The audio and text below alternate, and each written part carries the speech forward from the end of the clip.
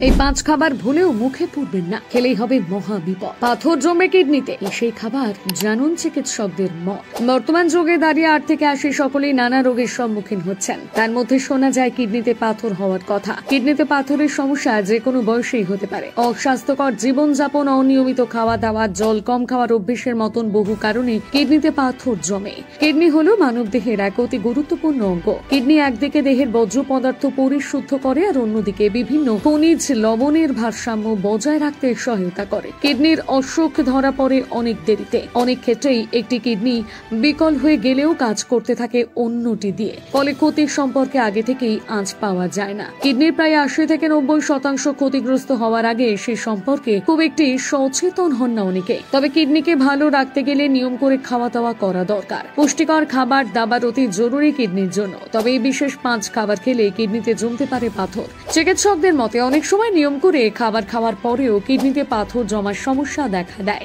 সেক্ষেত্রে রোগী বা রোগীর পরিবার কিছুতেই বুঝতে পারে না যে কি ক্ষেত্রেই ঘটনাটা ঘটলো। তবে চিকিৎসকেরা জানাচ্ছেন এমন কিছু খাবার রয়েছে যা খেলে হতে পারে কিডনিতে পাথর। কি সেই খাবার জানাবো এই প্রতিবেদনে। কিডনিতে পাথর জমার সমস্যা থেকে বাঁচতে হলে প্রথমে বাদ দিতে হবে মূলোর শাক। এতে প্রচুর পরিমাণে অক্সালেট রয়েছে। অক্সালেট কিডনিতে পাথর তৈরি করে, ফলে মূলোর শাক বেশি না খাওয়াই ভালো। অন্যদিকে ঠান্ডা পানীয়, প্যাকেটবন্দি ফলের রস, অতিরিক্ত চিনি দেওয়া পানীয় এড়িয়ে চলা প্রয়োজন। এগুলো কিডনিতে পাথর তৈরি করে। পরিবারের কারো কিডনিতে পাথরের সমস্যা হয়ে থাকলে বেশি মাত্রায় সাবধান হওয়া প্রয়োজন। সেক্ষেত্রে প্রথমেই কমাতে হবে লবণ খাওয়ার পরিমাণ, বিশেষ করে কাঁচা লবণ একেবারে এড়িয়ে চলুন।